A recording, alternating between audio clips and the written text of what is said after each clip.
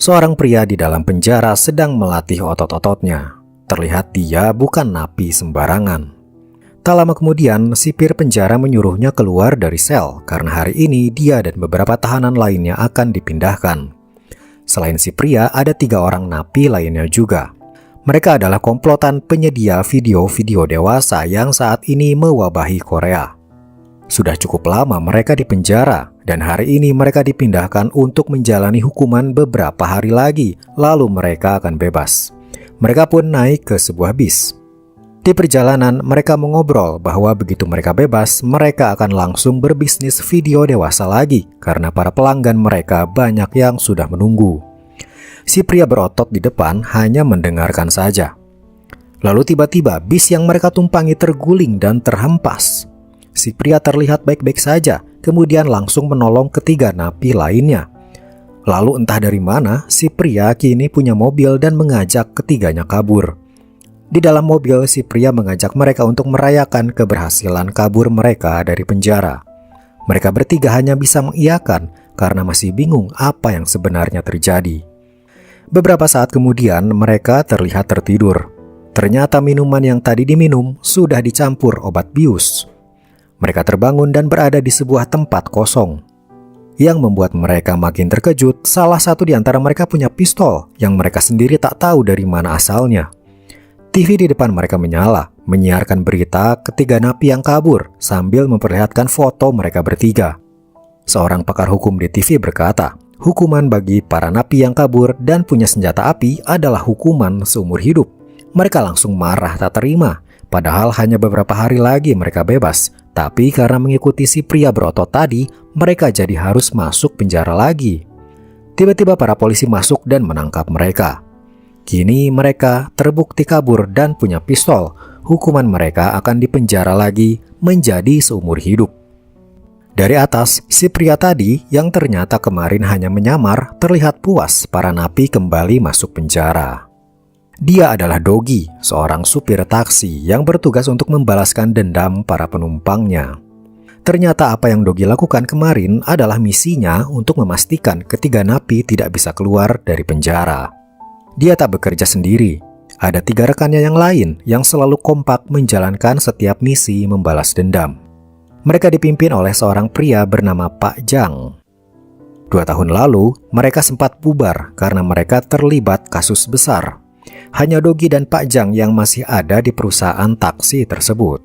Pak Jang berkata biarkan 3 orang lainnya hidup dengan tenang karena pekerjaan ini selalu penuh resiko. Dulu dalam pekerjaan ini, Pak Jang bertindak selaku pemimpin, Dogi sebagai supir taksi yang menyamar, Kyung dan Jin selaku montir, dan Goen selaku ahli IT. Tapi sekarang Kyung dan Jin tidak bersama mereka lagi. Mereka menjadi mekanik pesawat ruang angkasa, yang satunya menjadi mekanik mobil balap. Namun ketika Kyung dan Jin mengobrol, mereka rindu dengan misi-misi mereka membantu orang-orang untuk membalas dendam. Satu lagi, Goen, kini bekerja sebagai polisi di bagian informasi. Dan Goen juga merasakan hal yang sama. Ia ingin membantu orang lebih dari sekedar mencatat informasi saja. Tapi atasannya yang bernama Hyung melarangnya agar jangan ikut campur divisi lain. Sementara itu, di suatu malam, seorang pria terlihat menangis dan berjalan menyusuri jembatan. Sambil memegang selebaran orang hilang, ia terlihat putus asa dan akhirnya berniat melompat untuk mengakhiri hidupnya. Tak sengaja, ia melihat stiker bertuliskan, "Taksi mewah, jangan mati, balaskan dendammu." Itu adalah stiker yang dipasang oleh Pak Jang di banyak tempat agar orang-orang tidak jadi mengakhiri hidupnya, kemudian bisa membantu mereka untuk membalaskan dendam mereka. Si pria itu pun menelpon nomor di stiker itu dan Dogi langsung menjemputnya. Di dalam taksi, si pria langsung bercerita sambil suaranya direkam oleh Dogi. Masalah yang ia alami adalah kehilangan anak lelakinya. Sehari-hari dia bersama anaknya berjualan ayam di sebuah kios. Keuangannya tak begitu baik karena sudah beberapa bulan menunggak sewa kios. Melihat kesulitan ayahnya, anaknya yang bernama Dongjae berinisiatif untuk membantu. Ia berpura-pura bilang pada ayahnya kalau dia mendapat beasiswa di Vietnam untuk kuliah. Selain bisa belajar, ia juga akan mendapat uang saku. Ayahnya awalnya keberatan, tapi karena ini untuk masa depan anaknya, ia pun mengizinkan anaknya pergi. Sudah hampir sebulan anaknya pergi, tapi ayahnya tak kunjung mendapat kabar. Telepon dan pesannya tak dibalas. Hingga pada suatu hari, ayah Dongjae bertemu dengan teman Dongjae. Mereka bercerita, ternyata Dongjae pergi ke Vietnam untuk bekerja, bukan mendapat beasiswa. Ayahnya langsung mencari dokumen kerja anaknya itu. Di laci paling dalam, ia pun menemukannya. Dan memang betul, Dongjae diam-diam bekerja ke Vietnam untuk membantu keuangan ayahnya. Ayah Dongjae langsung melapor ke polisi bagian orang hilang. Tapi di sana laporannya ditolak karena dengan adanya formulir tadi, itu berarti Dongjae pergi untuk bekerja, bukan hilang. Pimpinan divisi di sana bernama Hyung berkata, sebenarnya sudah ada telepon dari Dongjae lewat kedutaan berisi pesan agar jangan mencarinya. Itu artinya Dongjae tidak mau dicari oleh siapapun ketika ia ada di Vietnam. Bahkan ada surat tulisan tangan Dongjae berisi pesan terakhir, seolah Dongjae akan mengakhiri hidupnya di sana. Ayah Dongjae pun langsung terbang ke Vietnam dan pergi ke tempat anaknya bekerja. Tapi ketika sampai di sana, hanya ada lahan kosong tak bertuan. Sekarang, Pak Jang dan Dogi menyusun rencana untuk membantu ayah Dongjae menemukan anaknya. Sementara itu di Vietnam, ternyata Dongjae dan beberapa orang lainnya sedang disiksa. Tempat Dongjae bekerja ternyata adalah tempat judi ilegal dan Dongjae dipaksa untuk membuat website atau aplikasi judi. Bagi yang tak patuh, akan langsung disiksa sampai ia patuh dan mau membuat aplikasi judi sebanyak mungkin. Kembali ke Korea, kini Dogi dan Pak Jang memeriksa kantor tempat formulir pendaftaran itu berasal. Ternyata lokasinya hanya berupa bangunan kosong terbengkalai. Dogi pun langsung punya rencana untuk menyamar sebagai pelamar kerja di sana agar langsung bisa ke sasaran. Resikonya sangat tinggi, tapi Dogi bersedia mengambil resiko tersebut. Setelah semua dokumen Dogi beres, ia pun segera terbang menuju Vietnam. Sesampainya di Vietnam, Dogi melihat mobil van milik perusahaan tempat Dogi melamar. Ia pun berpura-pura menjadi pegawai penurut dan masih polos. Ia masuk ke van bersama calon pegawai yang lain. Kacamata yang Dogi pakai adalah kamera yang terhubung dengan Pak Jang di Korea agar ia bisa mengirim keadaan langsung apa yang terjadi. Di sana para calon pegawai dijamu dengan baik oleh seorang tour guide sengaja agar para calon pegawai merasa betah. Setelah itu mereka dibawa ke tempat yang sebenarnya mereka akan bekerja. Tiba-tiba di jalan mereka dihadang segerombolan orang yang langsung memukuli mereka hingga pingsan. Ketika mereka siuman, Dogi dan yang lainnya langsung disuruh untuk mempelajari coding agar bisa membuat website dan aplikasi judi ilegal. Salah satu dari mereka menolak karena tak sesuai dengan kontrak kerja, tapi ia malah dipukuli dan disiksa. Siksaan baru berhenti jika perintah itu mereka patuhi. Setelah itu Dogi dan yang lainnya dibawa ke ruangan agar mereka bisa bekerja. Di ruangan itu, Dogi menemukan buku tata cara coding yang di dalamnya ada tulisan Dongjae menulis kata-kata "selamatkan aku" atau "aku sangat takut". Penderitaan yang tertulis di buku itu membuat Dogi harus segera melakukan sesuatu. Malam harinya, ia diam-diam berhasil membuka gembok ruangannya dan berjalan menyusuri sekitar tempat di sana. Tapi Dogi langsung bersembunyi ketika ada seseorang masuk. Dogi langsung menghubungi Pak Jang. Tapi ternyata yang menjawab adalah Goen. Ternyata Goen sudah tak bisa menahan dirinya untuk kembali bergabung menjadi tim dan membantu orang-orang. Dogi kini punya rencana.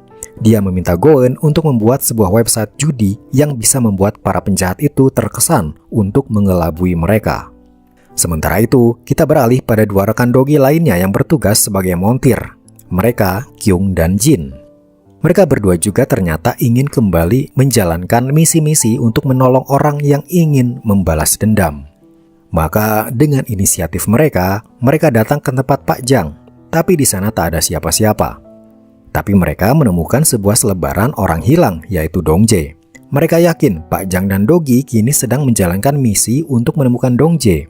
Tanpa pikir panjang, mereka kini bergegas untuk pergi ke Vietnam juga, menyusul Dogi. Esok harinya, ketika para penjahat meminta hasil pekerjaan Dogi, mereka kagum ketika Dogi berhasil membuat website judi yang menarik dan akan membuat mereka kaya. Hasil itu pun diperlihatkan pada atasan mereka. Tapi terjadi error di website itu. si atasan menyuruh Dogi untuk membuat website judi lagi dari awal. Malam harinya, terjadi lagi siksaan-siksaan agar mereka tetap menurut. Kemarin, salah satu dari mereka ternyata mencoba kabur dan akan dieksekusi untuk dipotong kakinya. Tapi Dogi menghentikannya dan berkata dia perlu banyak orang untuk membuat website agar websitenya cepat selesai. Mereka akhirnya tidak jadi mengeksekusinya. Malam harinya, diam-diam Dogi kembali keluar dan kini sedang menaiki taksi. Tapi si supir dan satu orang lagi terlihat mencurigakan. Dogi langsung waspada ketika mereka berdua ternyata orang yang ingin menodongnya. Tapi Dogi justru membalikan keadaan dan kini memakai taksi mereka untuk melanjutkan misi. Dogi pergi untuk menemui si tour guide yang waktu itu mengantarkan Dogi dan yang lainnya. Dogi berpura-pura sebagai supir taksi biasa, kemudian si tour guide menjadi penumpangnya. Dia heran ketika taksinya melaju ke arah yang salah. Kemudian Dogi terlihat mengikat si tour guide di depan mobil dan mengancamnya akan menabrakkannya. Si tour guide pun ketakutan dan memberikan info bahwa judi ilegal ini ada kantor pusatnya, tapi dia tak tahu lokasinya ada di mana.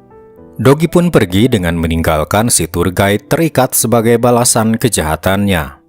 Di jalan, ternyata Dogi bertemu dengan Kyung dan Jin yang dari kemarin sudah sampai di Vietnam. Kini mereka pun membuat rencana agar mereka bisa menemukan lokasi kantor pusat judi ilegal. Kyung dan Jin punya info kalau ada seorang penjahat yang dulu mereka ringkus kini ada di Vietnam. Dia seorang wanita bernama Lim, seorang bandar judi yang pernah diringkus oleh Dogi beberapa tahun lalu. Dogi pun dengan sengaja membuat dirinya terlihat oleh Lim. Dia tahu Lim pasti akan membalas dendam padanya. Dogi hanya muncul di hadapan Lim sebentar, kemudian kabur. Lim kemudian mencari tahu kalau ternyata tadi Dogi memesan 2 peti miras ke sebuah alamat. Esoknya Lim langsung mencari alamat itu untuk membalas dendam pada Dogi. Lokasinya adalah tempat Dogi dan Dongjae bekerja. Para penjahat di sana tak tahu kalau mereka sedang diadu domba oleh Dogi. Terjadilah perkelahian antara dua kubu Lim dan kubu pembuat judi ilegal. Semua pegawai di sana termasuk Dogi langsung dibawa ke tempat aman. Tempat aman itu ternyata adalah kantor pusat. Jadi ternyata strategi Dogi berhasil. Kini ia sudah mendapatkan lokasi kantor pusat. Di sana muncul seorang pria yang merupakan pimpinan tertinggi. Dogi memfoto wajah si pimpinan dan mengirimnya pada Goen. Goen terkejut ketika melihat fotonya, ternyata dia adalah atasannya di divisi kepolisian dulu, bernama Hyung. Siapa sangka seorang kepala polisi yang terlihat baik dan mengayomi masyarakat, ternyata sebenarnya dia adalah seorang bandar judi online. Dogi dan yang lainnya kini dibawa ke dalam ruangan. Di sana mereka dipaksa untuk menulis surat perpisahan kepada keluarga mereka di Korea. Ketika yang lain menulis, Dogi langsung menantang para penjahat dengan tatapan dinginnya. Langsung terjadi pertarungan Dogi dengan para penjahat tersebut. Dogi menghabisi semuanya tanpa ampun. Di luar, Hyung diberitahu kalau ada seseorang yang memberontak. Ia pun menyuruh anak buahnya untuk menghentikan Dogi, sementara ia kabur menyelamatkan diri. Kembali pada Dogi, ia sudah menghabisi banyak musuh, namun jumlah mereka masih banyak. Untung muncul Kyung dan Jin yang menyamar menjadi polisi Vietnam. Mereka tampaknya percaya dan menghentikan perkelahian. Sementara Dogi langsung naik motor untuk mengejar Hyung yang kabur. Hyung kabur dengan mobilnya menuju tempat terpencil. Untungnya Goen berhasil melacak Hyung dan memberitahu pada Dogi rute menuju lokasi Hyung berada. Ketika mereka bertemu, Dogi langsung menabrakkan motornya ke mobil Hyung dari samping. Tapi Hyung masih selamat dan keluar dari mobil, lalu berlari kabur. Dogi mengejar hingga mereka berada di sebuah bangunan kosong. Hyung menodongkan pistolnya pada Dogi, membuat Dogi waspada. Lalu terdengar suara tembakan. Anehnya malah Hyung yang tumbang dan mati. Ternyata ada sniper dari jauh yang menembak Hyung. Dogi tak tahu siapa sniper itu dan kini dia merasa heran siapa orang yang dengan sengaja menembak Hyung sampai mati. Akhirnya para polisi datang dan mengamankan semuanya. Dogi pun kembali ke Korea dan dia berhasil menyelamatkan Dongjae. Dongjae diantar pada ayahnya. Tangisan pun pecah ketika mereka bisa bersatu kembali mengingat semua siksaan yang telah Dongjae alami. Tapi akhirnya ia masih bisa pulang dengan selamat. Sementara itu, kasus tertembaknya Hyung oleh sniper misterius masih belum terungkap. Pak Jang memutuskan untuk terbang ke Vietnam guna memastikan siapa dalang di balik penembakan tersebut. Sesampainya di Vietnam, dia pun bertemu dengan kepala polisi setempat dan melihat TKP. Dari hasil kedatangannya ke Vietnam itu, diketahui kalau peluru yang tertanam di tubuh Hyung berasal dari Korea. Jadi, apakah si penembak juga orang Korea? Pak Jang masih belum bisa memastikannya. Kemudian di suatu siang, Do-gi sedang membawa seorang penumpang tentara. Tak disangka, Do-gi mengenal orang itu. Ternyata dulunya orang itu adalah bawahan Do-gi ketika Do-gi masih ada di kesatuan. Orang itu pun terlihat senang bisa bertemu dengan mantan atasannya lagi. Dia diantar sampai di lokasi kesatuan. Setelah itu, ia pamit untuk masuk ke dalam. Ketika Do-gi hendak pergi, tiba-tiba terdengar suara peluit yang membuat dirinya trauma hebat. Suara peluit membuatnya hampir pingsan karena trauma teringat kematian ibunya. Dulu, sewaktu Do-gi masih di kesatuan militer, ia pulang ke rumah ibunya, tapi mendapati ibunya sudah bergelimangan darah dan tak bernyawa. Suara yang terdengar ketika ia melihat jasad kaku ibunya hanyalah suara teko air panas yang menyala di kompor. Kini, setiap kali mendengar suara yang mirip suara itu, Do-gi langsung trauma dan merasa hampir pingsan. Ia pernah mencoba meminta bantuan anak kecil untuk meniup peluit untuknya agar bisa mengalahkan rasa traumanya, tapi ia tak berani dan tak jadi melakukannya. Do-gi pun kembali ke rumah Pak Jang. Di sana Pak Jang sedang mendapat telepon. Dia menerima kasus baru, orang yang perlu ditolong. Korbannya kali ini adalah seorang nenek bernama Nenek Lee. Saat itu dia sedang sendirian di samping rel kereta. Ia berpikir untuk mengakhiri hidupnya saja karena masalah yang sedang ia hadapi. Ketika ia melangkah berniat meloncat dan menabrakkan dirinya ke kereta, dia melihat stiker bertuliskan, "Jangan mati, balaskan dendammu." Nenek Lee pun akhirnya menghubungi nomor telepon itu yang langsung tersambung pada Pak Jang. Kasus Nenek Lee adalah kasus penipuan. Di desanya ada seorang pria yang suka berjualan keliling dari satu desa ke desa lain.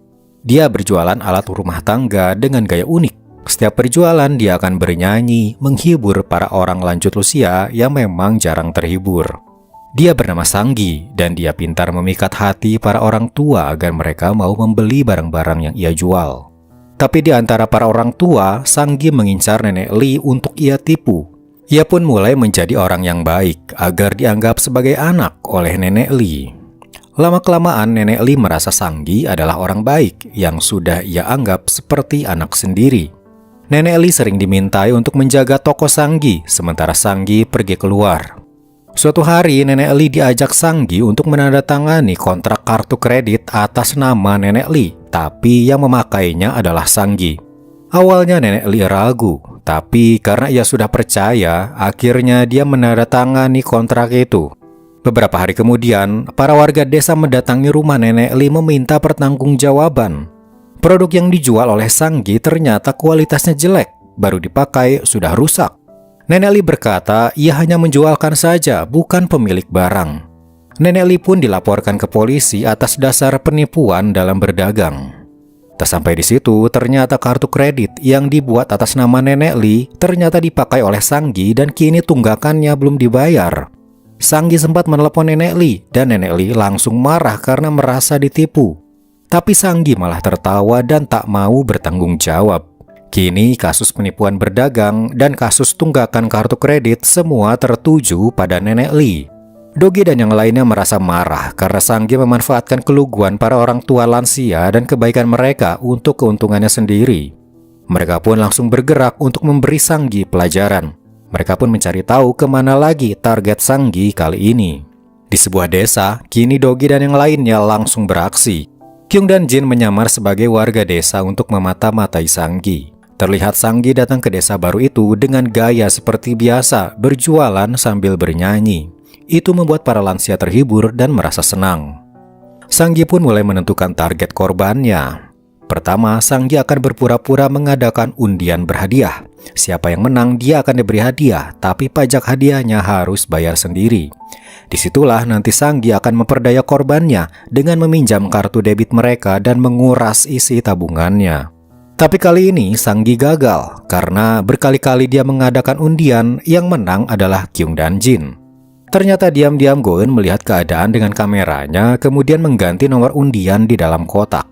Karena Sanggi gagal dalam menipu para lansia lewat undian, ia pun mendatangi langsung lansia itu untuk memberikan barangnya sendiri. Salah satu lansia bernama kakek Gu. Dia dibaik-baiki oleh Sanggi dan diberikan sebuah barang sebagai hadiah dan berkata dia harus membayar pajak hadiahnya. Kakek Gu mulai terperdaya dan memberikan kartu debitnya karena kakek Gu tak mengerti cara bayar pakai kartu. Sanggi mulai menggesek kartu itu dengan alat yang ia punya. Tapi tiba-tiba Dogi datang. Ia menyamar sebagai petani dan berpura-pura mengobrol. Ternyata dia sengaja mendekati Sanggi karena dia membawa alat perusak transmisi, membuat alat gesek kartu itu jadi tak berfungsi.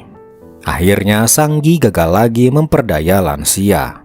Suatu hari Sanggi dan anak buahnya hendak berjualan lagi, tapi ternyata mobilnya mogok.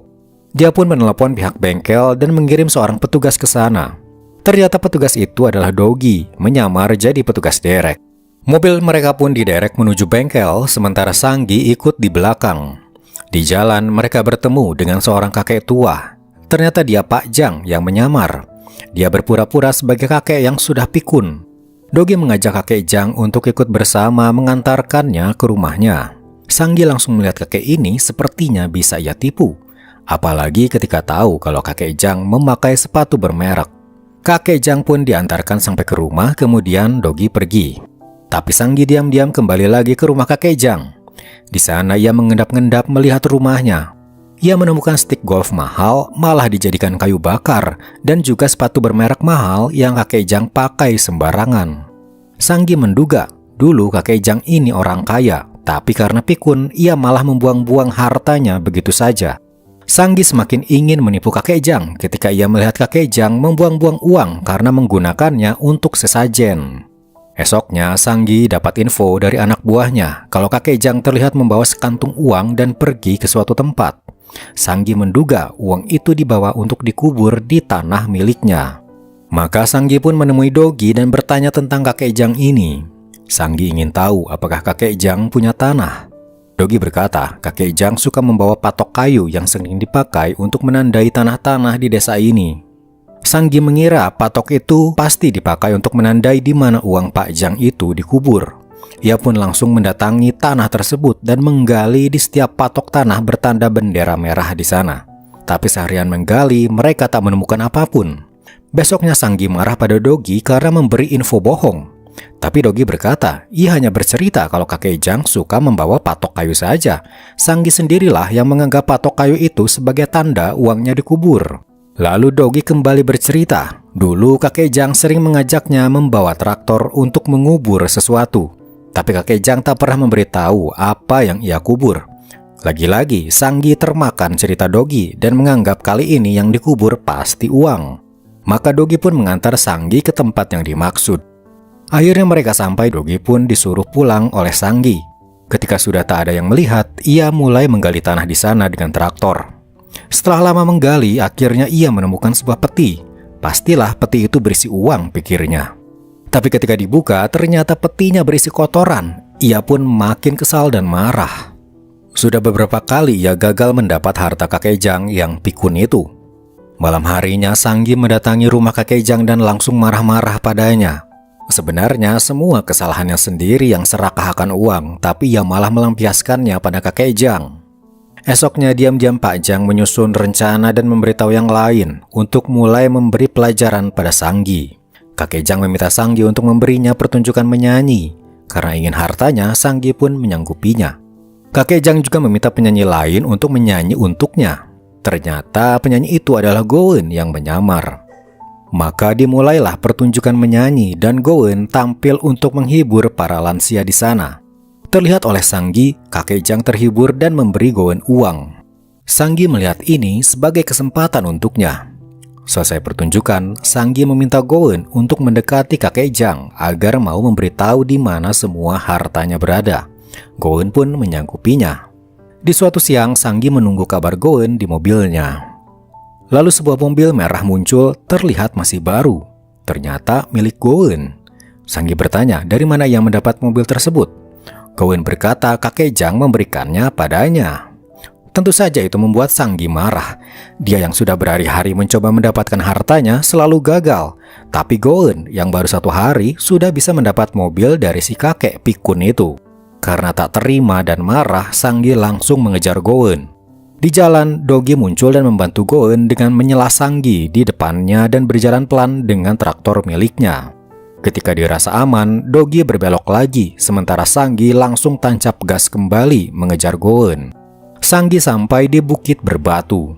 Dia melihat mobil Goen yang terbuka pintunya, tapi Goen tak ada di sana. Ia memeriksa dalam mobil dan menemukan sebuah peta. Sanggi menganggap itu adalah peta tempat semua harta kakek Jang. Namun tanpa ia sadari, mobil miliknya mundur sendiri. Sanggi dan anak buahnya berusaha mengejarnya. Tapi mereka tak berhasil menyelamatkan mobil mereka, hingga akhirnya mobil itu jatuh ke bawah dan meledak. Yang membuat Sanggi sangat marah bukan hanya kehilangan mobilnya, tapi sesuatu yang ada di dalamnya.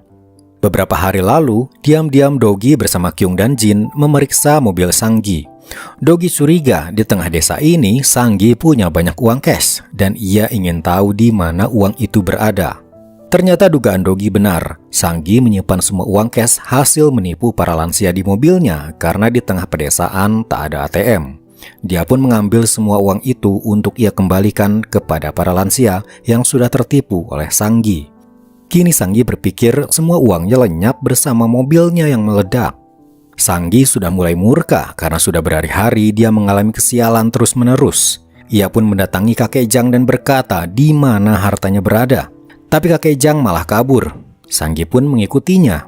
Di sebuah tebing, di bawahnya laut. Kakek Jang tiba-tiba meloncat ke bawah. Sanggi tak mengira kakek Jang bakal melompat. Dia langsung merasa dia telah membunuh kakek Jang dan dia mulai tertawa-tawa. Kedua anak buahnya mulai takut pada Sanggi dan kabur meninggalkan Sanggi yang mulai tak waras. Mereka berdua sampai di pinggir jalan raya dan kebetulan ada taksi lewat.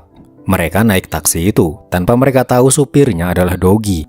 Mereka langsung diberi pelajaran oleh Dogi dengan membiarkan mereka berdua terikat di tengah pantai berkarang. Di tengah laut, Pak Jang diselamatkan oleh Kyung dan Jin. Penyamarannya sebagai kakek Jang sangat berani sampai-sampai ia melompat dari ketinggian. Untungnya ia selamat. Sementara Sanggi, keserakahan sudah menguasai dirinya. Dia kini membawa peta yang ia temukan tadi, yang ia kira menuju lokasi harta kakek Jang. Dia terus berjalan sesuai petunjuk yang ada di peta. Akhirnya dia menemukan banyak penanda bendera merah, membuatnya langsung menggali di sekitar tempat itu. Lokasi di peta ternyata sudah disiapkan oleh Dogi. Dogi sengaja menancapkan bendera merah di sana karena sewaktu ia di militer dulu, bendera merah adalah penanda sebuah ranjau ada di dalam tanah. Sanggi yang tak tahu hal itu dan tak sengaja ia menginjak sebuah ranjau. Kalau pijakannya dilepas, ranjau akan meledak dan ia akan mati. Dia kini terperangkap di sana, tak berani bergerak, terpenjara oleh keserakahannya sendiri. Akhirnya kasus penipuan Sanggi berhasil terselesaikan. Semua uang yang pernah Sanggi ambil telah dikembalikan semua, termasuk pada Nenek Li. Di perusahaan tempat Dogi bekerja ada supir taksi baru. Dia bernama Hajun. Beberapa hari lalu dia curiga pada perusahaan taksi itu karena dia menemukan sebuah ruangan rahasia. Ketika dibuka, di dalamnya ada sebuah lemari yang bisa didorong dan terlihatlah sebuah lift. Tapi ia tak bisa turun ke bawah karena liftnya terkunci. Hajun masih merahasiakan dirinya yang mengetahui lift itu dari Dogi dan yang lainnya. Suatu hari Hajun meminta bantuan Dogi dan Goen untuk diantarkan mencari apartemen baru untuknya. Hajun terlihat orang baik dan cepat akrab dengan Dogi dan Goen. Di jalan, Dogi tiba-tiba mengerem mendadak karena ada seorang anak kecil hampir tertabrak. Untungnya dia tak terluka. Tapi anak itu langsung kabur begitu melihat Dogi. Mereka pun berpencar untuk mencari anak itu karena dia sepertinya terlihat lusuh dan terlantar. Di sebuah gang kecil, Dogi menemukan anak itu sedang berjongkok seperti ketakutan. Mereka pun akhirnya membawa anak itu ke pangkalan taksi. Anak itu terlihat sangat waspada pada orang-orang dewasa di sekitarnya. Dia pun ditawari makanan. Sebuah bunyi lonceng tiba-tiba membuatnya langsung mengambil makanan dan melahapnya, seolah dia ketakutan dengan bunyi lonceng itu. Akhirnya anak itu mau bicara. Dia bernama Soyon dan dia sedang mencari adiknya. Dogi segera mencari tahu orang tua Soyon dengan mendatangi rumahnya. Tapi dia harus berhati-hati Siapa tahu orang tua Soyeon jahat dan suka menyakiti Soyeon. Setibanya di sana, Dogi bertemu dengan dua orang pria yang sedang melapor bahwa Soyeon telah hilang. Setelah kedua pria itu pergi, Dogi pun menemui orang tua Soyeon dan memperlihatkan foto Soyeon. Tapi anehnya, mereka tak tahu Soyeon. Orang tua macam apa yang tak tahu anaknya sendiri? Keanehan ini membuat Dogi kini membuntuti kedua pria tadi. Sepertinya mereka tahu sesuatu. Mereka berhenti di pinggir jalan dan terlihat sedang membereskan sebuah booth. Itu adalah booth konsultasi kredit rumah. Dogi pun melaporkan semua info ini pada Pak Jang dan rekan-rekannya. Mereka masih bingung apa hubungannya konsultasi kredit rumah dengan anak hilang. Obrolan mereka terhenti ketika Pak Jang mendapat kabar kalau Soyeon menghilang. Kini mereka langsung mencari-cari keberadaan Soyeon. Dogi pun mencari ke bagian ruang bawah tanah tempat taksi mewah terparkir. Ternyata Soyeon ada di dalam mobil. Dogi mencoba membujuknya untuk keluar. Soyeon kemudian berkata, "Tolong temukan adikku," sambil menangis. Dogi merasa kasus Soyeon ini adalah kasus serius.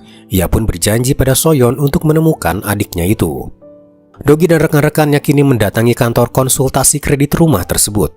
Di sana Dogi melihat seorang pria turun dari mobil mewahnya. Dia bernama Pilsung, seorang CEO dari kantor tersebut. Goen memeriksa data diri Pilsung.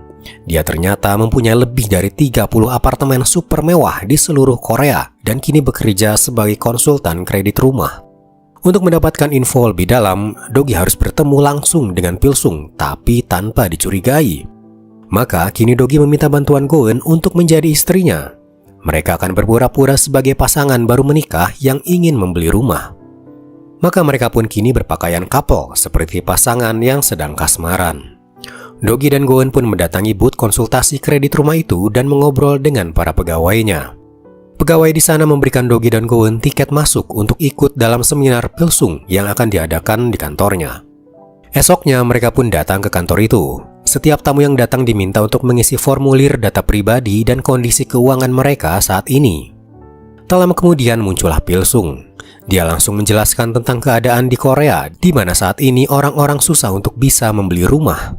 Semakin tahun harga properti semakin tinggi, dan dengan gaji saat ini mustahil bisa mendapat rumah impian yang kita inginkan.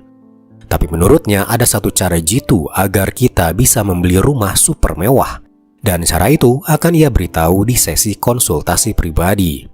Orang-orang pun terlihat sangat antusias dan ingin mengetahui rahasia tersebut. Kemudian sesi konsultasi pribadi pun tiba. Dogi dan Goen kembali memamerkan kemesraan mereka untuk meyakinkan Pilsung. Pilsung melihat formulir yang mereka isi. Di sana tertulis kalau penghasilan mereka cukup tinggi. Umumnya semakin tinggi penghasilan seseorang, maka kredit rumah pun biasanya akan disetujui. Tapi ternyata melihat penghasilan mereka, Pilsung langsung menolak permohonan kredit mereka. Ternyata Pilsung justru membutuhkan pasangan yang punya penghasilan rendah. Bahkan kalau bisa, pasangan tersebut dalam keadaan yang hampir putus asa dan benar-benar menginginkan sebuah rumah. Maka esoknya Dogi dan Goen pun kembali berkonsultasi, tapi kali ini mereka berpura-pura kehabisan uang. Dogi berpura-pura uangnya hangus ketika berinvestasi. Kini mereka sangat butuh rumah, tapi tak punya uang lagi untuk kredit. Ternyata cerita itu berhasil dan Pilsung memberikan Dogi dan Goen kesempatan. Tapi ada satu masalah. Pilsung diam-diam akan datang ke rumah Dogi. Waktu itu di formulir Dogi menulis alamat rumah Pak Jang sebagai alamat rumahnya. Pilsung langsung datang ke alamat itu dan melihat rumah Pak Jang sebagai rumah yang mahal. Tapi Dogi dan Goen berkata mereka hanya menyewa satu kamar saja di rumah itu. Untungnya Kyung dan Jin sudah mendekor ruangan di dalam agar terlihat seperti ruangan pengantin baru dengan hiasan-hiasan yang sepertinya terlihat agak berlebihan. Setelah mengecek keadaan rumah itu, Pilsung berkata, "Aku tahu sebenarnya kalian bukan pasangan dan kalian hanya berpura-pura." Pilsung pun menolak semua permohonan kredit rumah Dogi. Dogi dan Goen tak bisa berkutik, penyamaran mereka terbongkar. Tapi Dogi sudah berjanji pada Soyeon untuk menemukan adiknya. Ia pun menghampiri Pilsung lagi dan memohon sambil berlutut. Dia mengaku dia dan Goen bukan pasangan menikah dan berbohong saking inginnya mendapatkan rumah. Tak disangka, pengakuan itu membuat Pilsung menyetujui kredit Dogi, karena yang Pilsung cari adalah orang-orang yang benar-benar putus asa. Dan apa yang Dogi lakukan barusan adalah bentuk keputusasaan saking inginnya mempunyai rumah. Mereka pun langsung diajak untuk melihat rumah yang akan mereka dapatkan. Rumahnya sangat mewah, sebuah apartemen kelas atas di kota besar. Lalu tiba-tiba Pilsung berkata, "Bersiaplah kalian untuk punya anak." Awalnya Dogi dan Goen bingung apa maksudnya. Lalu ketika esoknya mereka berdua diminta untuk mendatangi Pilsung di sebuah rumah sakit bersalin, mereka mulai mengerti. Sepertinya mereka akan mengadopsi anak, karena dengan adanya anak, proses kredit rumah akan lebih mudah. Tapi ternyata yang Pilsung tawarkan bukanlah adopsi, melainkan hanya di atas kertas saja. Selama ini Pilsung mengambil bayi dari para ibu yang tak berdaya dan tak punya suami dan mengumpulkannya di sebuah tempat terbengkalai. Jika ada pasangan yang ingin kredit rumah, mereka akan mendaftarkan kredit itu atas nama anak mereka. Kemudian mereka akan berfoto dengan anak-anak itu. Setelah itu anak-anak akan kembali dikurung di tempat itu. Tak hanya itu, setelah beberapa bulan kemudian, rumah yang pasangan itu kredit akan diambil paksa oleh Pilsung. Jika mereka menolak, mereka akan dilaporkan atas adopsi anak ilegal dan akan dipenjara. Beginilah cara Pilsung hingga saat ini bisa punya 30 properti mewah dengan menjebak para pasangan dan menggunakan anak-anak tak bersalah sebagai alat dia untuk mendapatkan keuntungan. Yang lebih tega adalah dia tak segan-segan menyakiti anak-anak agar menurut padanya. Dogi pun kini langsung mendatangi studio foto berpura-pura untuk difoto untuk keperluan kredit rumah. Kebetulan anak yang akan berfoto adalah adik Soyeon. Sampai di sana, Dogi berkata pada adik Soyeon untuk berbalik dan menutup telinga dan berhitung sampai 10. Sementara Dogi, dia langsung menghajar para anak buah Pilsung yang selama ini menyekap anak-anak. Dogi pun berhasil menyelamatkan adik Soyeon. Dia kemudian pergi ke tempat anak-anak disekap. Tapi dia terlambat, tempat itu sudah kosong. Lalu tiba-tiba dari luar, Pilsung mengunci Dogi di dalam, kemudian membakar tempat itu. Ternyata Pilsung sudah membawa anak-anak ke mobilnya. Dengan teganya, dia memasukkan anak-anak ke koper dan menendang mereka agar diam. Kyung, Jin, dan Goen langsung mengikuti mobil Pilsung. Sementara Dogi, dia berusaha mencari jalan keluar dari tempat yang terbakar. Tapi ternyata di tempat itu ada satu anak yang tertinggal. Dogi langsung menyelimuti anak itu agar tidak sesak nafas karena asap. Dia langsung terjun keluar jendela. Untungnya dia dan anak itu selamat. Dogi pun langsung ikut menyusul mengejar Pilsung yang kini sudah berada di kantornya. Dogi sampai ke kantor itu dan langsung masuk ke ruangan Pilsung. Dia bertanya di mana anak-anak berada. Dogi menghajar Pilsung agar mau bicara. Tapi Pilsung mengancam jika dia terbunuh maka anak-anak tak akan selamat. Itu membuat Dogi menghentikan pukulannya dan kini hanya bisa diam. Untungnya Goen mencari anak-anak di area parkiran. Di sebuah mobil akhirnya dia menemukan anak-anak itu terkurung di kandang, sungguh kejam. Goen langsung menyampaikan pada Dogi kalau anak-anak sudah ditemukan. Kini Dogi kembali percaya diri untuk menghajar Pilsung. Pilsung dibawa ke tempat pembuangan sampah, dimasukkan ke dalam koper. Hal kejam yang selama ini ia lakukan pada anak-anak. Dogi berkata, semua properti miliknya kini telah disita beserta kekayaannya juga.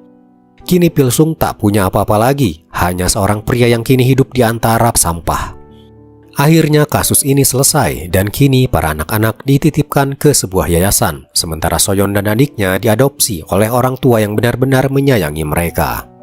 Suatu hari Hajun terlihat pergi untuk bekerja mencari penumpang. Dia pun menyusuri jalanan.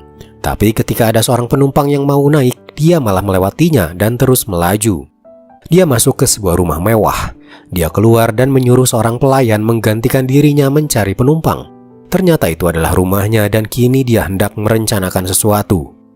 Di kamarnya terpampanglah foto-foto Pak Jang, Dogi, Goen, dan semua tim taksi pembalas dendam. Siapa sebenarnya Hajun ini? Sementara itu di sebuah stasiun bawah tanah yang sepi, para gelandangan meringkuk meminta belas kasihan. Salah satunya adalah Pilsung yang kini sudah bangkrut akibat dihajar Dogi. Muncullah seseorang mendatangi Pilsung. Ternyata dia Hajun yang berkata, apakah kau ingin membalas dendam pada Dogi? Sementara itu di suatu tempat, seorang wanita sedang memanggil-manggil kakaknya. Tempat itu seperti tempat ibadah dan kakaknya ada di dalam. Seorang pemimpin tempat itu menelepon polisi dan menyuruh si wanita untuk pergi. Si wanita terlihat meronta-ronta, sepertinya masalah yang dihadapinya sangat berat. Wanita ini bernama Jinny dan dia sekarang meminta bantuan taksi deluxe untuk mencarikan kakaknya yang ada di dalam tempat ibadah tadi. Dogi pun datang dan Jinny masuk. Dia menceritakan apa yang terjadi pada kakaknya. Kakaknya bernama Jisun. Dia adalah orang baik yang sayang pada Jinny. Suatu hari ketika diperiksa di dokter, Jisun menderita leukemia tanpa mereka tahu. Sudah bertahun-tahun kakaknya mengidap penyakit ini dan bolak-balik ke rumah sakit, tapi ia tak kunjung sembuh. Suatu hari seseorang menepuk punggung Jisun dan memberitahu hal yang akan membuat dia sembuh. Jisun disuruh untuk menonton video, sebuah pengakuan di mana ada yang sudah bertahun-tahun tak sembuh. Ketika masuk ke sebuah perkumpulan, dia menjadi sembuh. Jisun mulai terpengaruh. Dia memberikan semua uang pengobatan ke perkumpulan itu, bahkan meminjam dari rentenir untuk diberikan pada mereka. Suatu hari Jinny mendapatkan surat dari kakaknya kalau dia akan tinggal di perkumpulan itu untuk menyembuhkan dirinya. Jinny langsung menyusul ke sana. Para penghuni di sana langsung melarang Jinny masuk. Kini Dogi dan yang lainnya mulai bekerja untuk membantu Jisun keluar dari sana. Kyung dan Jin menghack saluran CCTV, kemudian Go-eun memberikan akses pada Dogi agar bisa melihat keadaan di dalam. Di dalam perkumpulan itu sedang melakukan upacara ritual. Pemimpin perkumpulan itu bernama Juman, sedang memberi 2 orang ibu dan anak ritual penyembuhan. Yang aneh adalah mereka disuruh untuk saling memukul dengan tujuan agar jangan ada lagi ikatan duniawi antara mereka. Dogi dan yang lainnya menonton rekaman itu dengan rasa tak percaya. Tapi yang sulit adalah para anggota di sana datang ke sana tanpa paksaan. Jadi akan sulit untuk menyelamatkan mereka, termasuk menyelamatkan Jisun. Sementara itu, Hajun terlihat di dalam rumah mewahnya. Ternyata dia berpura-pura menjadi supir taksi untuk mendekati Dogi dan yang lainnya. Karena ternyata bisnis yang ada di Vietnam juga bisnis properti yang menggunakan anak-anak, ternyata itu adalah bisnis milik Hajun. Sepertinya Hajun ingin membalas dendam pada Dogi karena telah menghancurkan bisnis-bisnisnya. Kembali pada Dogi dan yang lainnya, kini Jin sedang berpura-pura menjadi seorang pasien. Seseorang menepuk pundaknya dan memberitahu kalau ada cara agar dia bisa sembuh. Cara yang sama dengan yang terjadi pada Jisun. Jin pun mulai menyamar sebagai anggota di sana dan melihat sendiri ritual mereka. Mereka terlihat menyiapkan sebuah akuarium kaca. Di dalamnya terisi air dan dimasukkan pewarna pekat. Juman memasukkan tangannya dan seketika warna pekat itu menghilang. Ini untuk memperlihatkan kalau dia adalah orang suci. Kemudian para anggota mulai maju ke depan dan Juman langsung menampari mereka. Tamparan Juman dianggap sebagai penyembuh bagi mereka yang sakit. Jin mendekati Jisun untuk mengajaknya pergi, tapi ternyata Jisun ingin tetap di sana dan masih yakin pada sekte sesat itu. Sementara itu, Dogi terlihat masuk ke dalam pasar Gucci karena dia akan menggunakan Gucci-Gucci itu untuk melakukan sesuatu terhadap Juman. Selesai acara ritual, Juman dan seorang wanita terlihat sedang makan di restoran mewah. Ternyata semua uang yang disumbangkan dari para anggota ia pakai untuk berfoya-foya. Si wanita ini ikut berpura-pura sebagai pasien dan anggota agar Juman terlihat sebagai orang yang punya kekuatan suci dan penyembuhan. Juman bahkan tak peduli jika para anggota mati, yang ia incar adalah uang mereka. Lalu seorang pelayan datang kepada mereka dan memberikan bil dari meja lain. Juman pun mendatangi meja itu yang ternyata dia adalah Dogi. Dia menyamar sebagai dukun dan memperingatkan Juman kalau dia akan mati muda. Juman tak percaya dengan perkataan Dogi kemudian kembali ke mejanya. Lalu ketika dia keluar, tiba-tiba papan iklan terjatuh hampir menimpa dirinya. Tentu saja ini semua adalah rancangan Dogi dan rekan-rekannya. Juman kemudian mendatangi sebuah lahan kosong yang nantinya akan dibangun sebuah kapel untuk sektenya. Di antara tanah yang sedang digali, dia melihat beberapa guci kuno. Para pekerja berkata sebaiknya guci itu diselamatkan. Tapi Juman malah menghancurkan semua guci di sana karena ia menganggap guci itu malah menghambat pembangunan kapelnya. Dia pun pulang dengan mengendarai mobil. Di jalan dia melihat kiri kanannya banyak patung-patung dari masa lalu. Kemudian mobilnya itu tiba-tiba mogok dan HP-nya juga hilang sinyal. Di sana dia bertemu lagi dengan Dogi. Kemudian Dogi berkata, "Kau akan mendapatkan kesialan terus-menerus hingga kamu mati." Juman lagi-lagi tak percaya dan meremehkan ramalan Dogi.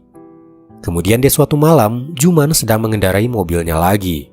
Tiba-tiba sabuk pengamannya mengencang, mencekik dirinya. Semua ini adalah Kyung dan Jin yang sudah mengotak-atik mobil Juman. Juman pun kini sudah sampai di tempatnya. Di lorong, tiba-tiba dia melihat arwah dari masa lalu, membuat dia sangat ketakutan. Pacarnya datang dan berkata, "Belakangan ini Juman terlihat aneh, sebaiknya periksakan diri ke dokter." Besoknya, Juman memeriksakan dirinya ke dokter.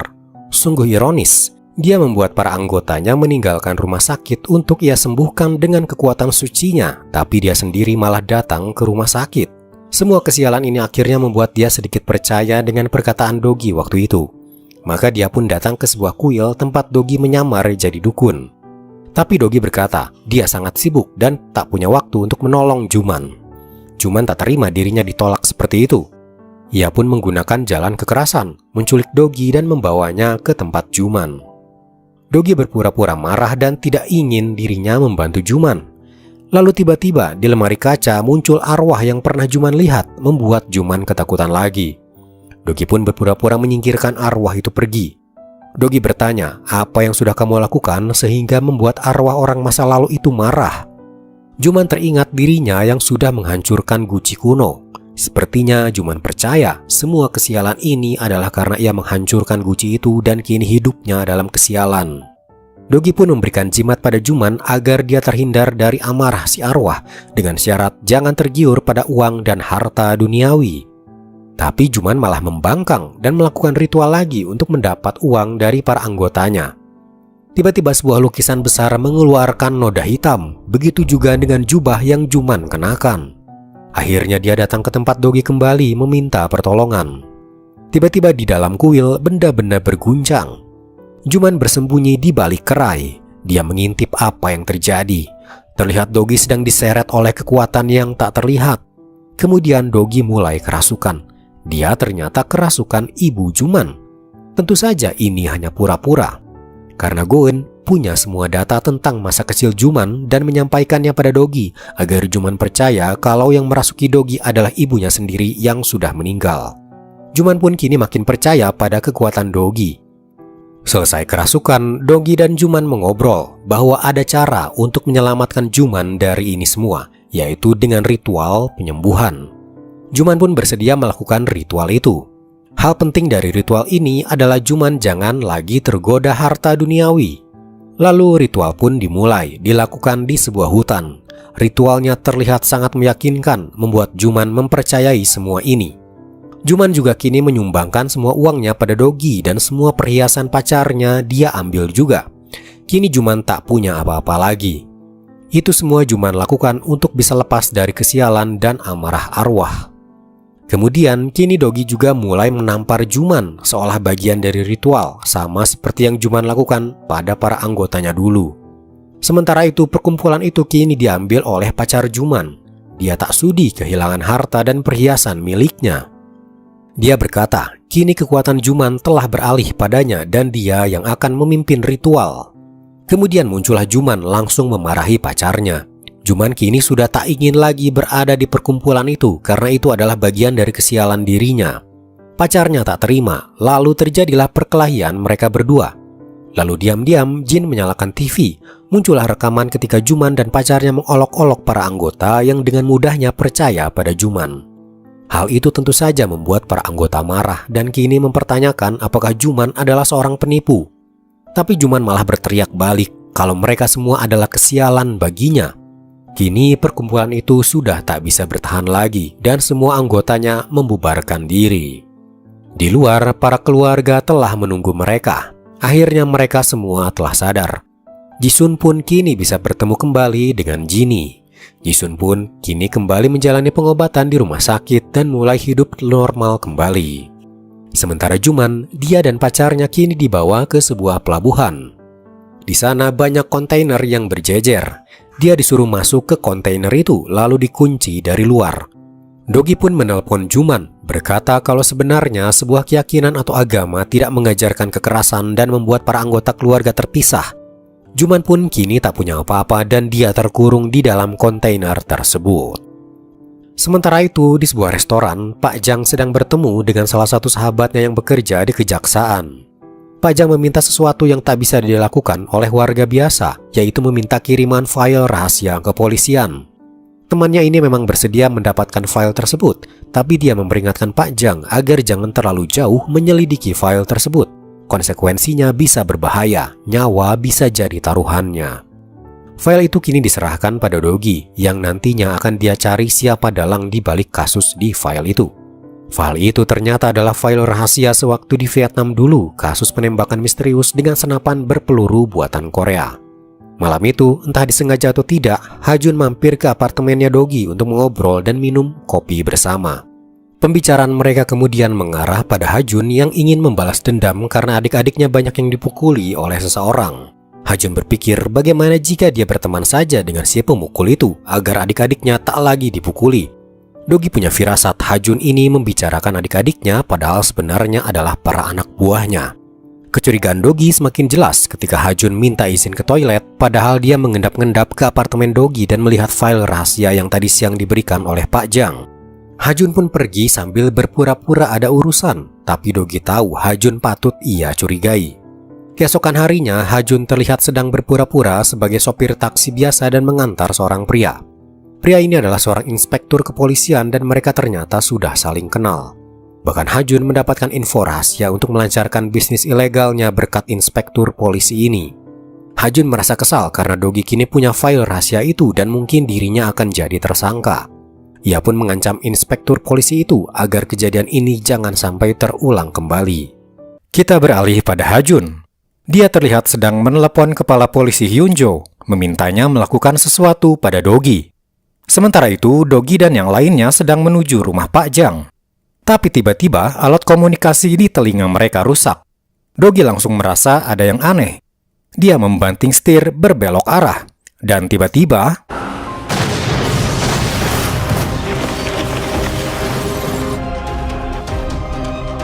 Go-eun, Jin, dan Kyung yang ada di mobil van langsung turun dan mencoba menyelamatkan Dogi.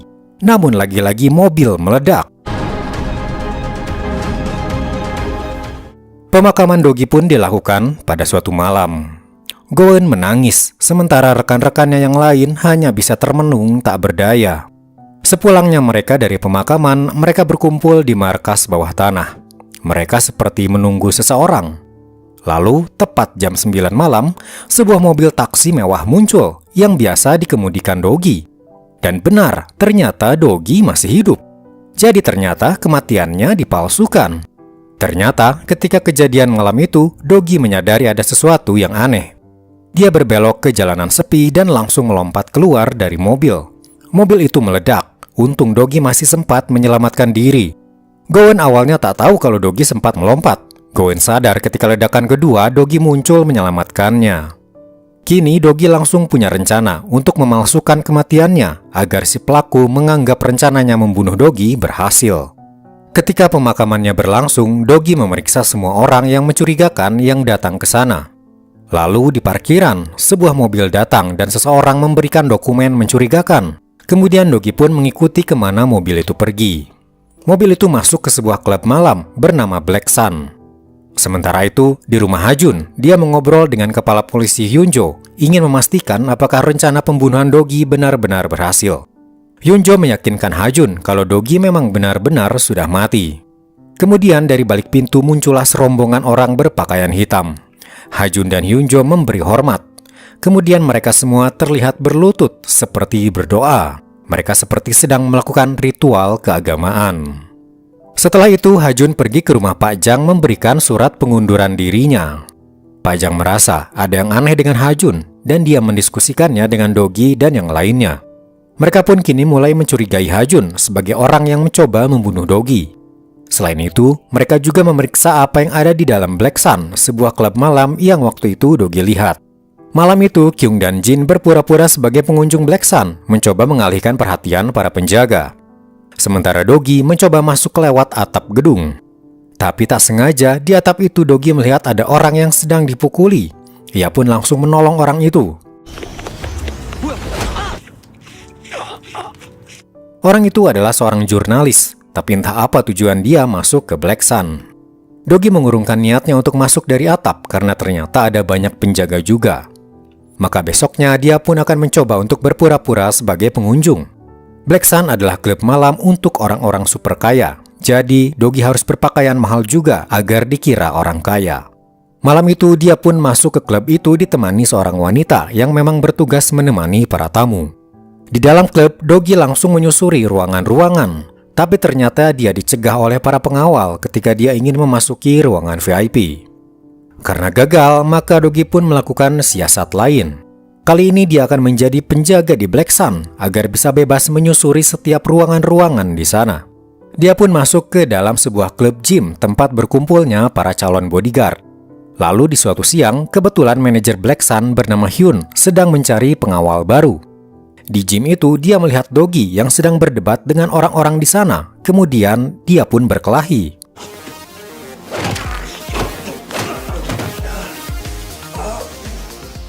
Dalam sekejap, Dogi mengalahkan mereka berdua yang membuat Hyun tertarik. Akhirnya Dogi pun diajak untuk bekerja sebagai penjaga di Black Sun. Suatu malam, Dogi diperintahkan untuk mengantar seorang wanita di suatu tempat. Dia pun menurut karena siapa tahu dia akan mendapat info.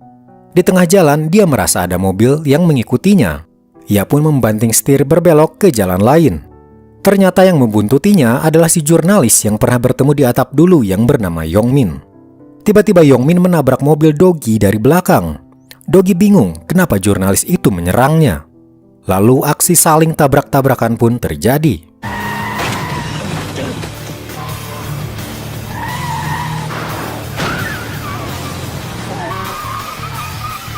Kedua pengawal langsung turun dan menghajar Yongmin. Namun Dogi malah membantunya karena dia merasa Yongmin ini orang baik. Yongmin langsung berkata, wanita itu harus segera dibawa ke rumah sakit. Ternyata, wanita itu hendak dibawa ke hotel untuk dilecehkan dan ditiduri tanpa sepengetahuannya. Parahnya lagi, menurut hasil tes medis, wanita itu telah dicekoki obat terlarang agar jadi setengah sadar dan nantinya tak melawan. Lalu besoknya, Dogi menemui Yongmin di apartemennya. Yongmin pun bercerita, tujuan dia sering ke Black Sun dan membuat onar di sana bukan hanya ingin menyelamatkan para wanita yang seperti kemarin dicekoki obat terlarang, tapi juga karena dia ingin membalaskan dendam sahabatnya. Setahun lalu, dia punya sahabat bernama Detektif Choi, bekerja di kepolisian. Suatu hari, Yongmin punya bukti indikasi kalau Black Sun menjual obat terlarang dalam jumlah besar. Dia meminta Detektif Choi untuk menyelidikinya. Kemudian setelah beberapa hari, Yongmin dikejutkan dengan kabar bahwa sahabatnya itu, Detektif Choi, telah meninggal, mengakhiri hidupnya sendiri. Dia tak percaya karena sahabatnya itu tak punya masalah apa-apa, jadi tak mungkin mengakhiri hidupnya. Dia memeriksa CCTV di Black Sun bersama polisi lainnya, tapi terlihat Detektif Choi memang mengendarai mobilnya sendiri ke tempat ia mengakhiri hidupnya. Namun Yongmin tak percaya, pasti ini adalah manipulasi Black Sun yang menutupi kalau sebenarnya Detektif Choi dibunuh oleh Black Sun karena dia mencoba menyelidiki kasus obat terlarang di tempat itu. Kini Yongmin merasa bersalah dan mencoba untuk mengungkap bukti kalau Black Sun memang terlibat kasus obat terlarang sekaligus ingin mengungkap kematian sahabatnya itu. Lalu pada suatu malam ketika Dogi di Black Sun, dia sedang membuntuti atasannya bernama Jongson. Dogi mencurigai Jongson, sepertinya dia mengetahui sesuatu terkait kasus obat terlarang di Black Sun. Dogi mengikutinya sampai ke ruangan bawah tanah, jauh dari keramaian. Ketika Jongson sudah pergi, Dogi diam-diam membuka kembali pintu yang tadi Jongson masuki. Di sana ternyata tersembunyi komputer dan server-server, tempat di mana rekaman video CCTV tersimpan. Dogi pun langsung mengkopi seluruh file di komputer itu dan mengirimkannya pada Goen. Tapi di saat yang bersamaan, manajer Black Sun yaitu Hyun juga datang ke sana. Tapi untungnya, Dogi selesai tepat waktu dan langsung kabur lewat ventilasi, berhasil kabur tanpa ketahuan. Kemudian di markas, Dogi dan rekan-rekannya memeriksa isi file tadi. Ada banyak rekaman CCTV memperlihatkan para wanita yang berjalan sendirian keluar dari Black Sun, lalu masuk ke dalam hotel, juga sendirian. Ada juga rekaman Detektif Choi, sahabat si jurnalis, yang terlihat masuk sendirian ke dalam mobil, kemudian pergi. Tapi Dogi dan yang lainnya belum bisa menemukan bukti janggal dalam rekaman itu. Hingga pada suatu malam, Dogi diminta untuk bertemu dengan seorang tamu VIP di Black Sun. Dia bernama Victor, seorang artis Korea yang sedang naik daun. Hari itu, Dogi pun tahu ternyata Black Sun juga menyediakan jasa ilegal, yaitu menyediakan wanita untuk para tamu VIP. Tapi jahatnya, wanita itu adalah pengunjung biasa yang dicekoki obat terlarang oleh para pegawai Black Sun, kemudian dibawa ke hotel untuk memuaskan para tamu VIP. Seperti yang dilakukan Victor ini, dia memilih seorang pengunjung wanita. Seorang agen bernama Windy bertugas mencekoki wanita itu obat terlarang dengan pura-pura memberikannya minuman gratis yang sudah dicampur obat. Ketika si wanita itu setengah sadar, dia disuruh berjalan sendirian di lorong sampai terlihat CCTV. Lalu ketika sampai di hotel, dia disuruh lagi untuk berjalan sendirian sampai terlihat CCTV lagi. Kemudian baru dituntun masuk ke kamar hotel. Semua itu dilakukan agar terlihat wanita itu sendirian datang ke hotel atas kemauan sendiri, bukan disuruh oleh pihak Black Sun. Si wanita itu pun sampai di hotel sudah tak berdaya. Kemudian si tamu VIP, Victor, diberitahu kalau si wanita sudah siap ada di hotel. Doggy terpaksa mengikuti aturan Black Sun ini agar dia tahu persis apa yang terjadi. Lalu ketika semua selesai, Doggy pura-pura ingin ke toilet. Ia pun segera berlari kembali ke kamar hotel itu untuk menyelamatkan si wanita tadi. Victor sudah ada di kamar, tapi untung niat jahatnya terhenti ketika ia mendengar suara bel pintu. Ketika dibuka, Doggy langsung menendangnya hingga ia pingsan. Kyung dan Jin masuk ke kamar dan mengangkut Victor, sementara Go-eun datang untuk menyelamatkan wanita tersebut. Victor dibawa ke sebuah area pembuangan rongsokan. Doggy pun langsung memberi pelajaran pada si tamu VIP ini agar tak mengulangi kejahatan yang ia lakukan. Kita beralih pada Ha-jun. Dia sedang mengobrol dengan seorang wanita bernama Mi-kyung yang ternyata salah seorang pemilik Black Sun. Dalam obrolannya, Ha-jun meminta obat terlarang sebanyak 200 kg pada Mi-kyung. Entah untuk apa obat sebanyak itu, namun pastinya Ha-jun punya rencana besar. Setelah itu, Ha-jun mengobrol dengan kepala polisi Hyunjo untuk segera melakukan sesuatu. Mi-kyung pun terpaksa menyanggupi permintaan Ha-jun. Karena ternyata Ha-jun, Mi-kyung, dan Hyunjo adalah merupakan anggota sebuah sekte yang dipimpin oleh seorang uskup yang punya rencana jahat untuk menghancurkan Korea. Keesokan harinya, berita di TV menayangkan telah ditemukan obat terlarang seberat 200 kg yang berhasil ditemukan pihak kepolisian. Kepala polisi Hyunjo lah yang memimpin investigasi ini. Mi-kyung pun datang sambil marah-marah. Ia tak mengerti apa tujuan Ha-jun melakukan semua ini. Semuanya memang rencana dari Ha-jun. Dia sengaja agar obat terlarang itu ditemukan polisi. Tapi dia belum mau menceritakan apa sebenarnya tujuan akhir dari rencananya itu. Yang pasti, bisa dilihat kalau pihak kepolisian sudah bisa Ha-jun atur semau dia. Kembali pada Doggy, ketika dia baru datang untuk bekerja, dia disuruh untuk menemui manajer Black Sun. Doggy pun masuk ke ruangannya. Di sana, Doggy disuguhi minuman. Awalnya Doggy menolak, tapi Hyun terus memaksa. Mau tak mau, Doggy pun meminumnya. Sambil mengobrol, Doggy terus dituangi minuman. Setelah beberapa gelas, Doggy mulai mabuk. Tapi ini tak biasa. Doggy bahkan hampir hilang kesadaran. Doggy langsung mengerti minuman yang ia minum pasti sudah dicampur obat terlarang, membuatnya tak bisa mengendalikan kesadarannya. Kini Doggy diseret dan disuruh untuk berjalan sendirian di lorong menuju keluar, persis seperti yang terjadi pada para wanita yang dicokoki obat waktu itu. Setelah itu, Doggy dibawa oleh Jongson menaiki mobil van hitam.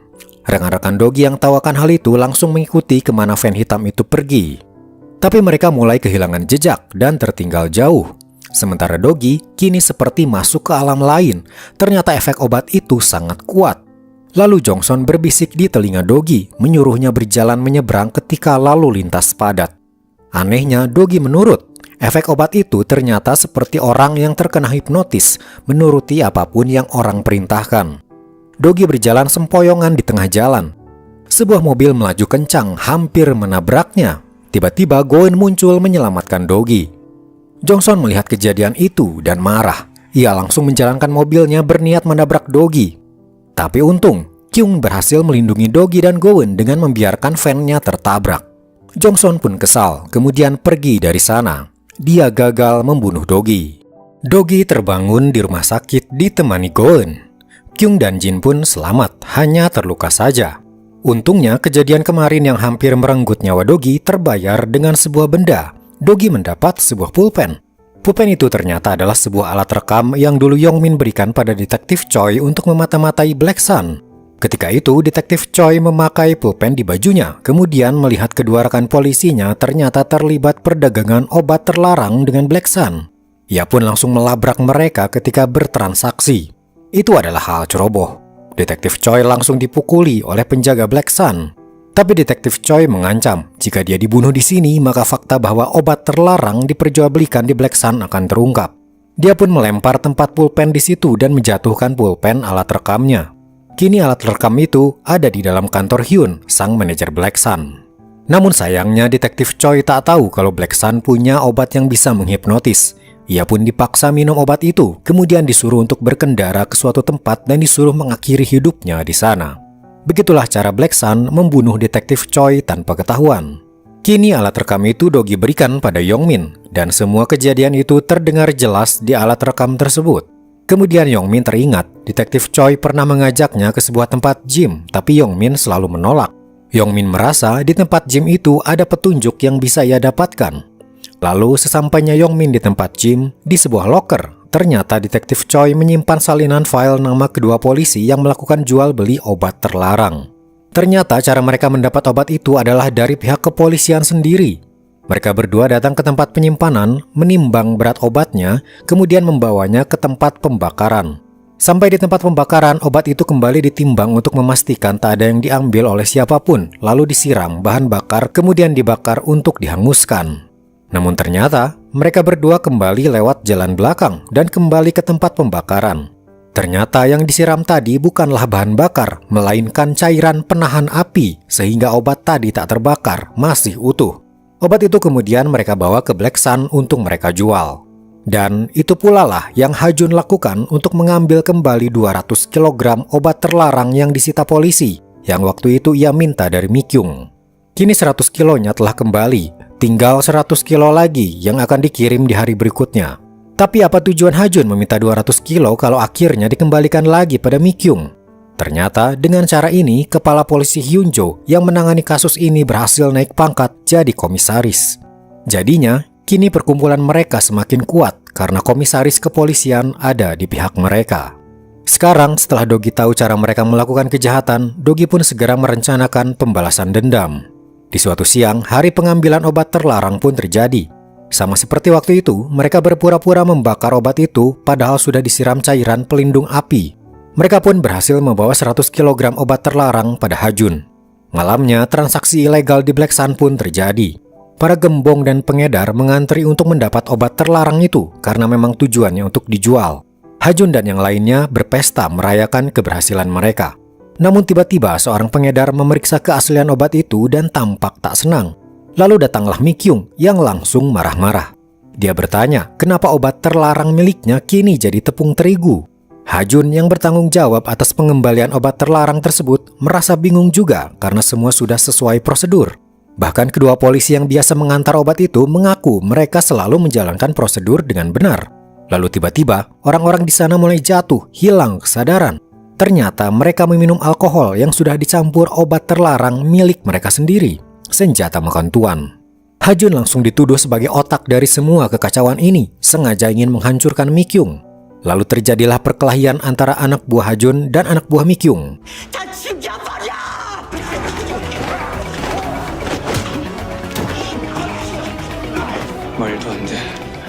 Tak hanya sampai situ, Ha-jun mendapat telepon, ternyata obat terlarang yang asli tiba-tiba ada di dalam kantor Hyunjo. Hyunjo pun langsung menjadi tersangka kepemilikan obat terlarang dan melarikan diri. Kemudian di lantai atas, seseorang melihat kekacauan yang terjadi di bawah. Ha-jun terkejut ketika ia melihat Dogi di sana, ternyata dia masih hidup. Ha-jun selama ini mengira Dogi sudah mati. Ha-jun pun hanya bisa tersenyum menutupi kemarahannya. Para polisi langsung menggerebek Black Sun malam itu dan seluruh pegawai Black Sun langsung ditangkap termasuk Mi-kyung juga. Lalu bagaimana cara Dogi menukar obat itu dengan tepung terigu? 1 hari sebelum obat itu diambil oleh Ha-jun, Kyung dan Jin berpura-pura menjadi polisi dan masuk ke tempat penyimpanan dengan berpura-pura ada catatan yang harus disimpan di sana. Mereka pun dengan cepat mengambil kunci pintu dan menduplikasinya. Setelah itu mereka menempelkan alat pelumpuh sistem agar Go-eun bisa menghack keamanan di sana. Malamnya, Go-eun sudah melumpuhkan sistem keamanan, tapi hanya selama 5 menit. Dalam waktu 5 menit itu, Dogi dan yang lainnya harus masuk ke sana dan mengambil semua obat, diganti dengan tepung terigu dengan berat yang sama, tak kurang dan tak lebih 1 gram pun.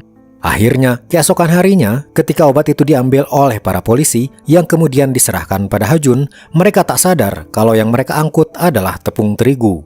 Para pegawai Black Sun dan Mi-kyung pun diadili dan dijatuhi hukuman seumur hidup atas dakwaan jual beli obat terlarang, prostitusi terselubung, dan juga pembunuhan berencana atas kematian detektif Choi.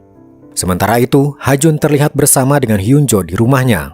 Hyunjo kini jadi buronan dan berlindung di rumah Hajun. Namun tiba-tiba Hajun mencekik Hyunjo hingga akhirnya ia tewas. Tampaknya Hajun melihat Hyunjo sekarang hanya sebagai halangan karena statusnya bukan lagi komisaris polisi tapi sudah jadi buronan. Hajun pun kini menghadap sang uskup, pemimpin tertinggi dari perkumpulan sebuah sekte. Hajun tiba-tiba dicekik oleh anak buah uskup, tahu kalau Hajun telah gagal membunuh Dogi dan mengacaukan Black Sun. Dengan nada memohon, Hajun meminta satu kesempatan lagi. Dia berjanji kali ini akan membunuh Dogi. Uskup akhirnya melepaskannya dan memberinya satu kesempatan. Suatu malam, seorang pria masuk ke taksinya Dogi. Dia telah menghubungi Dogi untuk meminta bantuan jasa balas dendam. Tapi ternyata orang itu adalah uskup. Dia datang sendiri ke hadapan Dogi dan sudah punya rencana besar untuk melenyapkan Dogi dan seluruh jasa taksi balas dendam. Sebelumnya uskup sudah menyusun rencana. Seorang pria bernama Siwan yang bekerja di bagian keuangan sebuah perusahaan melihat ada transaksi mencurigakan dalam jumlah besar. Lalu ketika pulang kerja, di tempat parkiran, dia menabrak seorang pria. Pria itu tiba-tiba marah-marah, bahkan meludahi Siwan.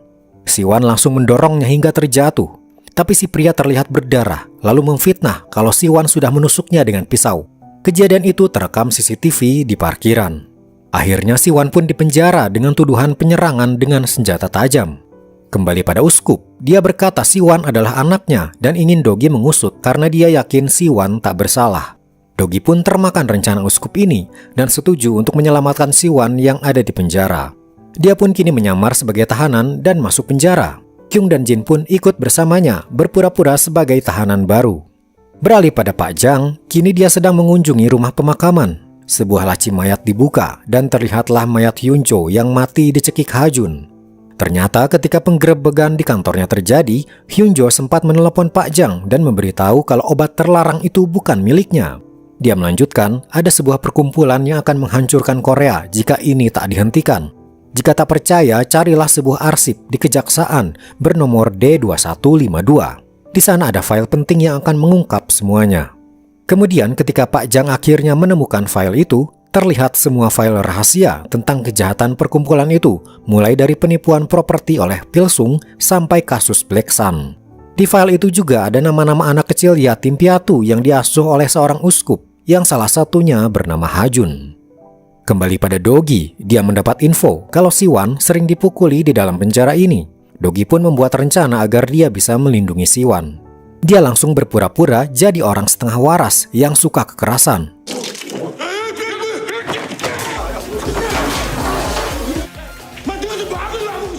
Semua napi yang sedang makan langsung menyerangnya, tapi Dogi terlalu kuat bagi mereka. Para napi di sana langsung waspada melihat karakter Dogi yang tidak waras itu. Suka tertawa sendiri, suka buat onar, tapi jago bela diri. Akhirnya dia pun dijauhi oleh para napi, sehingga Dogi bisa bebas mendekati Siwan.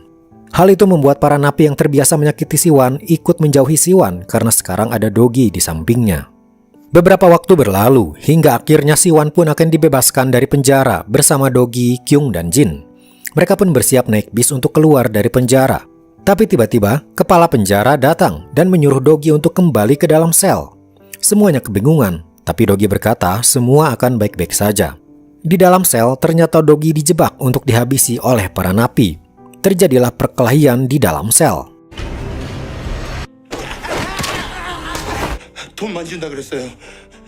Akhirnya Dogi bisa melumpuhkan mereka semua. Tapi tiba-tiba muncul Hajun di sana. Hajun berkata, teman-teman Dogi yang tadi siang naik bis telah ia tangkap. Jika ingin menyelamatkan mereka, Dogi harus mengikuti apa yang Hajun perintahkan. Dogi pun terpaksa mengikuti permainan Hajun ini. Ketika jam 12 tiba, sel Dogi sengaja dibuka oleh para sipir. Dogi keluar perlahan. Tiba-tiba pintu sel yang lain mulai terbuka juga dan keluarlah para napi dengan senjata tajam. Ternyata inilah permainan yang dimaksud Hajun. Dia ingin Dogi dihajar oleh para napi di penjara itu. Dogi pun langsung menghajar semua napi yang muncul.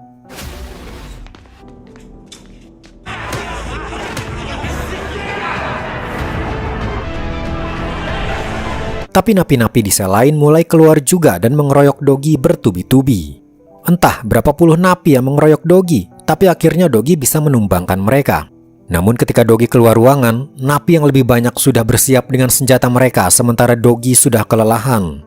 Akhirnya Dogi kalah dan langsung dibawa ke hadapan Hajun dalam keadaan babak belur. Dengan penuh percaya diri, Ha-jun memperlihatkan layar monitor dan terlihat Kyung, Jin, dan Go-eun yang terikat. Ha-jun kemudian berkata, pilih di antara tiga ini siapa yang harus kuhabisi duluan. Tapi belum sempat Ha-jun meneruskan permainannya, kepala penjara datang dan menyalakan TV. Terlihat sebuah siaran langsung persidangan dan Siwan serta ketiga rekan Dogi ada di sana. Ha-jun bingung untuk sesaat karena di monitor dia melihat ketiga teman Dogi sedang terikat. Ternyata apa yang dilihat di monitor hanyalah rekaman yang dibuat Go-eun. Sebenarnya mereka berhasil lolos dengan melumpuhkan para polisi yang menawan mereka. Kemudian Go-eun membuat rekaman berpura-pura masih terikat. Ha-jun pun kembali marah karena siasatnya lagi-lagi gagal. Dia langsung mengambil pistol kepala penjara dan mendorongkannya pada Dogi. Tapi hal itu dihentikan oleh kepala penjara sambil berkata, uskup telah melihatmu sebagai kegagalan. Ternyata kepala penjara juga adalah salah satu anggota perkumpulan, sama seperti Ha-jun. Dogi pun kembali masuk ke dalam sel. Tak lama kemudian, Ha-jun pun dimasukkan ke dalam sel juga atas perintah uskup. Dengan marah, Ha-jun berkata dirinya akan membunuh Dogi dengan tangannya sendiri. Dogi hanya menanggapinya dengan santai karena Ha-jun sudah benar-benar kalah. Bahkan uskup sendiri sudah tak mempercayainya. Tak berselang berapa lama, Pak Jang datang ke penjara, tapi bukan untuk menemui Dogi, melainkan untuk menemui Ha-jun. Ada hal penting yang harus disampaikan Pak Jang pada Ha-jun. Di sebuah ruang pertemuan khusus, Pak Jang menyerahkan beberapa file dan beberapa foto. Sambil menyerahkan itu, Pak Jang menjelaskan, dirimu yang selama ini dikira yatim piatu dan diasuh oleh uskup di panti asuhan, ternyata punya orang tua. Kejadian sebenarnya adalah Ha-jun sewaktu kecil justru diculik oleh uskup dan dibesarkan untuk menjadi anak buahnya. Sementara orang tuanya selalu mencari Ha-jun setiap harinya. Bahkan dari kecil hingga Ha-jun berumur 19 tahun, orang tuanya tak menyerah mencari keberadaan Ha-jun. Lalu di usianya yang ke-19 itu terjadi hal yang mengerikan. Suatu hari, ayah Ha-jun mendatangi panti asuhan uskup karena mendapat info kalau Ha-jun ada di sana. Uskup berkata, memang benar Ha-jun ada di sini dan bisa ditemui di sebuah atap gedung malam ini. Ayah Ha-jun pun menunggu di atap gedung. Tapi sadisnya, uskup malah menyuruh Ha-jun yang tak tahu apa-apa untuk membunuh ayahnya sendiri. Ha-jun diperintahkan untuk mendorong seorang pria di atap gedung tanpa ia tahu kalau itu adalah ayahnya sendiri yang sudah bertahun-tahun mencarinya. Kini kebenaran itu menghantam Ha-jun hingga dia hanya bisa berteriak menerima kenyataan pahit kalau dia pembunuh ayahnya sendiri. Beralih pada Dogi, ternyata dia dan Pak Jang kini disekap dan dibawa ke suatu tempat. Sepertinya setelah Pak Jang menemui Ha-jun tadi, dia langsung dibawa oleh anak buah uskup dan bersama Dogi mereka berdua akan dibunuh. Rekan-rekannya mengikutinya dari belakang. Rekan-rekan Dogi masuk ke sebuah tempat di mana Dogi dan Pak Jang disekap. Tapi tiba-tiba mereka dikepung oleh anak buah uskup, langsung menyuruh mereka turun. Kini mereka semua diikat dan bersiap untuk ditembak. Namun, tepat sebelum tembakan dilakukan, muncul sebuah taksi mewah menerobos masuk.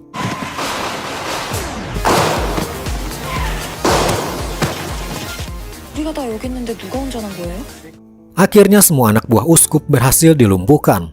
Wanita ini ternyata adalah supir taksi mewah pertama, yang artinya seniornya Dogi. Dia muncul tepat waktu dan berhasil menyelamatkan Dogi dan yang lainnya. Ketika keadaan aman, seseorang menelepon. Ternyata itu dari Ha-jun. Ha-jun ternyata meminta Dogi datang untuk berduel dengannya.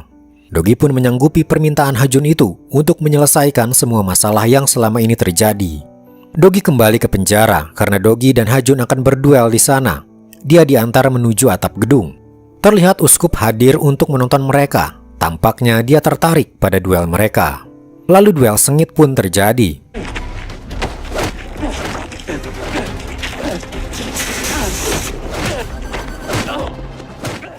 Ha-jun terlihat kewalahan dan sudah terlihat kalah. Sang uskup datang mendekati mereka berdua sambil membawa pistol. Namun tiba-tiba Ha-jun berlari ke arah uskup. Uskup bingung dan tak siap dengan serangan itu. Dia langsung menembak Ha-jun. Ha-jun mendorong uskup persis seperti yang ia lakukan pada ayahnya dulu. Ternyata ketika waktu itu Ha-jun menelepon meminta berduel, dia juga meminta membalaskan dendamnya pada uskup. Kini dalang dari semua kekacauan itu telah tewas, terbunuh oleh orang-orangnya sendiri. Untuk saat ini Korea kembali aman dan kasus kejahatan besar bisa dihentikan. Namun pekerjaan Dogi dan rekan-rekannya untuk membalaskan dendam para penumpangnya dan mengungkap kasus kejahatan lain masih terus mereka lakukan. Menegakkan keadilan dengan cara mereka sendiri ketika hukum terlalu lambat untuk mencari kebenaran. Dan drama ini pun selesai. Oke, itulah guys seluruh alur cerita drama Taxi Driver season kedua. Terima kasih sudah menonton dari awal sampai akhir ya. Jika kalian suka dengan video ini, jangan lupa like dan subscribe-nya, karena nanti akan ada alur cerita menarik lainnya yang akan dibahas oleh admin. Oke, sekian dulu video kali ini. Sampai jumpa di video berikutnya.